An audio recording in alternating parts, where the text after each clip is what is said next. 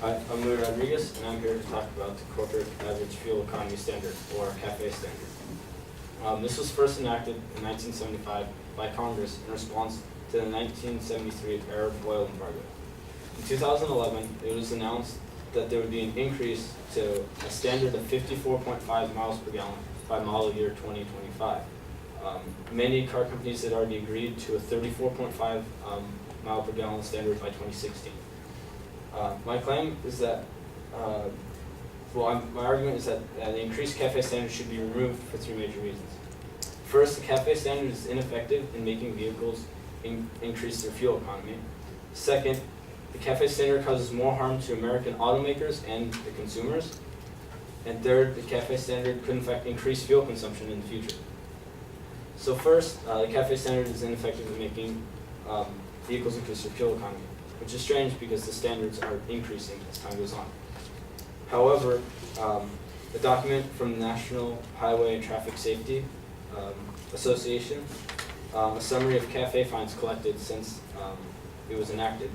In the 25-year span from 1983 to 2008, BMW has paid penalties 20 times, Mercedes-Benz has paid 21 times. These trends happen with many European car companies. They choose to ignore the standards and just pay the fines and continue making the vehicles that they already make. Part of the reason why they ignore this is the penalties are so low. A document from the United States Accountability Office on vehicle fuel economy shows CAFE penalties have only increased 10% since 1983. In that same time, inflation has risen about 120%. So this means companies are paying less than half of what they would in 1983 that they are now. The penalty increased in 1997 from $5 to $5.50 per tenth of a mile per gallon under the standard, and it has not changed since. To show you how small this penalty is, Mercedes-Benz sales records show in 2010 the average penalty for a Mercedes luxury vehicle is only $112. This is a mere 0.3% of the car's value. So if you're going to buy a Mercedes S-Class, $112 extra really isn't going to stop you. Second point, it causes more harm to American automakers and the consumers.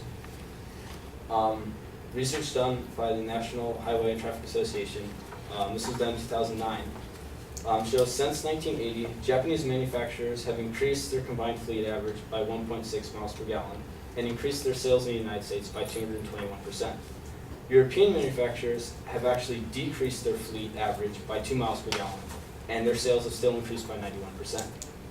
U.S. manufacturers have increased their fleet by 4.1 miles per gallon, more than Japan, and yet their sales have decreased by 29%.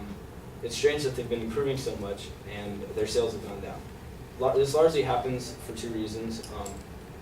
Mainly because they strip down their cars, they lower the performance, they've lightened the cars, and weaken the overall integrity of the car. They've even canceled many popular models, such as the Ford Ranger and the Chevy F10, just to make CAFE standards. America is the nation that actually has never paid CAFE penalties. They would rather scrap a car than pay penalties for it. So this hurts their sales significantly. Also, in the light reduction of their cars to pass these standards, they actually make their cars less safe. A 1999 USA Today analysis of crash data and estimates from National Highway Traffic Safety Administration and Insurance Institute for Highway Safety found that in the years since CAFE standards were mandated under the Energy Policy Conservation Act of 1975, about 46,000 people have died in car crashes that would have survived had they been in bigger, heavier cars.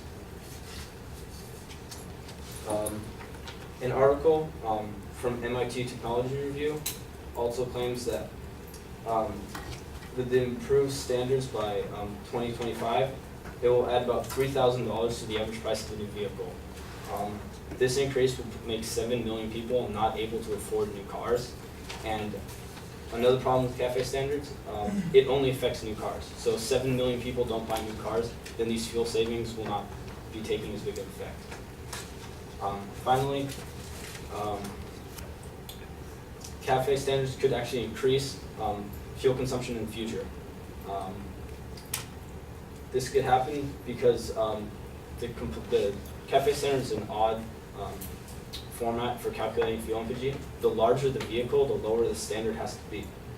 So a study in popular mechanics, CAFE standards could mean bigger cars, not smaller ones. The overall footprint of the entire U.S. fleet could get between 2 to 32% larger by the year 2025, resulting in a 1 to 4 mile per gallon drop in efficiency. In terms of emissions, that's equivalent to running 3 to 10 extra 10,000 megawatt class coal fire plants for a single year.